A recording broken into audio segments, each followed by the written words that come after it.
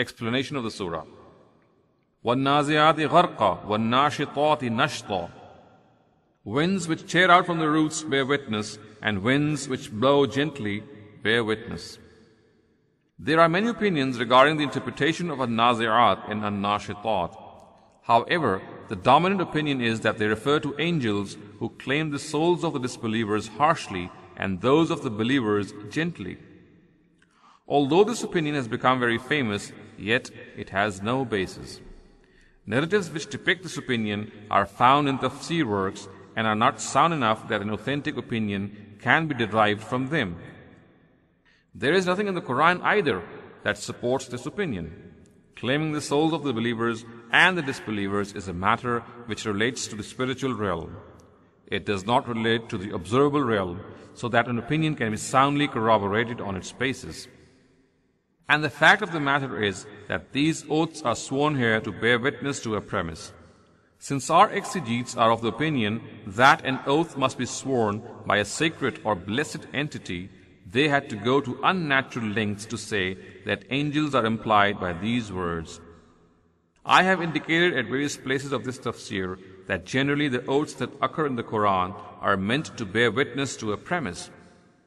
The prominent element in them is to substantiate a claim regardless of whether the sworn entities are sacred or not.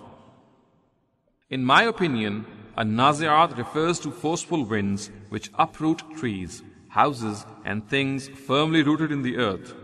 The adjectives of nazi'at and mursalat and asifat are also used for such winds in the Qur'an, and the words zarwa, urfa and asfa respectively are used with them for emphasis. Similarly, here the word nazi'at is used for strong winds which uproot trees and houses, and the word gharqa emphasizes their severity. In Surah Qamar, the punishment of tempestuous winds which were sent to the people of Ad is depicted thus. Inna arsalna alayhim rihan sarsaran fi yawmi nahsim mustamir tanzi'un nasa ka'annahum a'jazu nakhlim munka'ir. On a day of unremitting woe, we had let loose on them a howling wind which plucked out people as if they were uprooted trunks of palm trees. Surah number 54, verses 19 and 20. The verb tanzir is used in the above quoted verse. The word nazi'at used in this surah is also made from this verb. The word nashitatun is from nashtun, which means to do something gently, and also means to loosen the noose of an animal's string so that it can nibble and chew. Here there is a strong indication that this word has been used to mean gentle and mild winds in much the same way the words فَالْجَارِيَاتِ yusra occur in Surah Zariyat. It should be kept in consideration that the apparent effects of strong and gentle winds are different. However, the grandeur and majesty of God is evident in both. Surah Zariyat has a different context in which the gentleness of the wind is mentioned as a prelude to the mention of rain. Here the wind is mentioned independently, because of which it can include both its good and bad effects. Its good effects are obvious because its blowing becomes a source of life, freshness and delight. However, both these types of effects are totally in the hands of the Almighty. If He wants, even gentle winds can become a source of destruction. Consequently, the account of Moses ﷺ, the Pharaoh, mentioned further ahead in this surah, attests to this fact. The Almighty saved Moses ﷺ and the Israelites through the impact of the strong easterly wind, and it was the gentleness of this wind which destroyed the Pharaoh and his enemies. وَالصَّابِحَاتِ صَبْحًا فَالصَّابِقَاتِ سَبْقًا فَالْمُدَبِّرَاتِ أَمْرًا. And clouds which drift in the air bear witness, then overtake each other, then reveal the command of God, that what you are being promised with is certain to happen. The word sabihat is from sabhun, which also means to float. Contextual indications point to the fact that it is used as an attribute of the clouds. In the first place, the relationship between winds and clouds is inseparable. However, a very clear indication is that the two attributes mentioned subsequently begin with the particle fa, which, on the basis of linguistic principles of Arabic, shows that these attributes are those of Sabihat, and there is a sequence also between these attributes. I have already alluded to this principle in the previous surahs. A little deliberation shows that what is mentioned in the verses by the words فَالسَّابِقَاتِ سَبْقًا فَالْمُدَبِّرَاتِ أَمْرًا is very much the same as the one mentioned in Surah Zariyat and Surah Mursalat in the very similar words فَالْجَارِيَاتِ يُسْرًا فَالْمُقَسِّمَاتِ أَمْرًا and فَالْفَارِقَاتِ فَرْقًا فَالْمُلْقِيَاتِ ذِكْرًا respectively.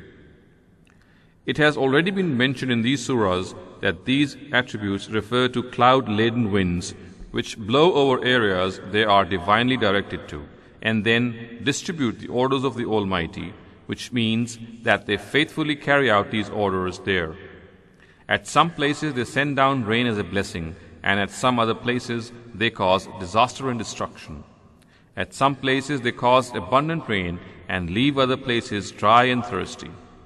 In other words, what is said in Surah Zariyat by the words فَالْمُقَسِّمَاتِ أَمْرًا is said here by the words فَالْمُدَبِّرَاتِ أَمْرًا. Prior to this, the words فَالسَّابِقَاتِ سَبْقًا portray the racing of clouds, which becomes so evident in the skies when various groups of clouds appear and try to outrun one another. It looks as if they are competing with each other at divine bidding, and each of them is desirous of fulfilling its duty first. The complement of oaths, or muqsamale, of all these oaths is suppressed. Many examples of such suppression have occurred in preceding surahs like Surah Swad, Surah Qaf, and Surah Qiyamah. When there is no need of mention, suppression is always more eloquent. Here, since the cataclysm of the Day of Judgment is mentioned in detail in the succeeding surah, which suffices to point to the complement of oaths, no real need remains to mention it. If one wants to reveal it, one can do so in the light of Surah Mursalat as إِنَّمَا تُوعَدُونَ لَوَاقِعٌ, or what you are being promised with is certain to come. In other words, by presenting the various effects of strong and gentle winds and clouds as evidence, the arrogant leaders of Quraysh are warned that the punishment they are being threatened with should not be regarded as impossible by them. Whenever the Almighty wants to bring it forth, He will not have to make elaborate arrangements for it. The history of the multifarious effects of the winds and clouds, which exists and which has been recounted before them, is enough for them to learn a lesson. Many nations much stronger than them, which inhabited this earth, were totally routed and decimated by the Almighty through the winds. يَوْمَ تَرْجِفُ الرَّاجِفَةُ تَتْبَعُهَا الرَّادِفَةُ. Fear the day when a shudder will take place, followed by another quiver. This is not the complement of oath, as is the opinion of some. It is in fact a reminder of the day when they will face punishment they are being threatened with. The messengers of God warn their people of two punishments, one which they will encounter on the Day of Judgment, and the other they will face in this world if they reject their respective messengers. First, verses 6 to 14 depict the punishment of the Day of Judgment, and then in the succeeding verses, that is 16 and 17, historical evidence is cited which materializes in this world as a result of rejection of messengers of God. The punishment of the Day of Judgment is mentioned first because it is this punishment which everyone should remain aware of. It is eternal and everlasting. In its presence, no one should feel secure, even if no punishment in this world is to come. That the punishment of the Day of Judgment is supplemented by worldly punishment because of denying the messengers of God is merely a further arrangement made by the Almighty. An ellipsis of a verb to the effect, remember that day, has occurred before the word Yawm.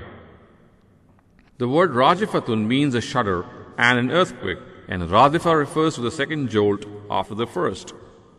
The upheaval that will take place on the Day of Judgment will stand complete through two trumpet sounds. Here the effects of both these sounds are referred to. The objective is to make it clear to those who deny the Day of Judgment that they should not regard it to be an impossibility or a far-fetched probability. It will take just two jolts to wrap up this whole world. قُلُوبٌ يَوْمَئِذٍ وَاجِفَةٌ أَبْصَارُهَا خَاشِعَةٌ. Many hearts will be trembling on that day, their eyes downcast. In the previous verses, effects of the upheaval of the Day of Judgment which will appear in this universe are portrayed. In these verses, the effects of this upheaval on a man's heart and soul are portrayed. Many a heart on that day will be beating, and the eyes will be downcast because of fear. This is the state of people who are fearless of this day, and when they were warned of it, they would stubbornly make fun of it. On the other hand, the Qur'an has clarified elsewhere that people who fear the punishment of that day without witnessing it will be safe and secure from the pangs of that day. The antecedent of the pronoun in absaruha is qulubun, or hearts. A person's heart is the real personality of a person, and each and every part of the body actually reflects what goes on in the hearts. In particular, eyes reflect the most concealed thoughts of the heart. It is because of this relationship of the heart with the eyes that the latter are linked to the former in this expression. يَقُولُونَ أَإِنَّا لَمَرْدُودُونَ فِي الْحَافِرَةِ أَإِذَا كُنَّا عِظَامًا نَخِرَةً قَالُوا تِلْكَ إِذًا كَرَّةٌ خَاسِرَةٌ. They ask, shall we be returned to our original state? What? When we become decayed out bones? They say, this return would be of great loss. This is a depiction of the fun these people would make when they would hear about being recreated one day. The original meaning of the word hafira is footstep. However, when used idiomatically as in fulanun raja'a ala hafirihi aw fi hafirihi, it means that such and such a person reverted to his original state. The implication is that when they are warned that they will be recreated after death so that they can be made accountable for their deeds, they will make fun of it and mockingly ask one another, hey, will we be created again after we have become decayed bones? Here, a repetition of an interrogative sentence is meant to express further amazement on their part.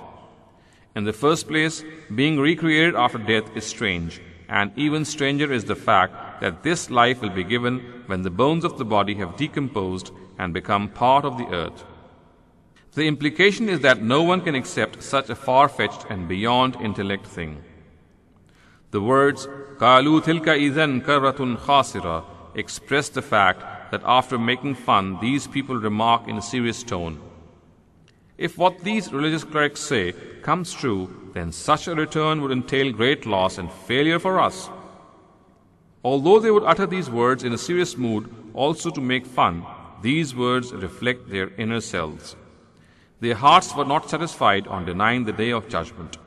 They thought that the arguments proffered in its substantiation carried weight and even feared the consequences of its denial, but were not willing to give up the pleasures of life to accept this reality. For this reason, they would try to defer this threat by making fun of it, and would reckon that if ever the Day of Judgment comes, it would be of grave danger for them, but they would tackle it when it would come. Why should they make their life miserable now by worrying about it? It may be kept in consideration that this is the philosophy of all those who are careless of life, whereas if the hereafter is even given a slight thought, then it is but prudent to spend one's life in consideration of it.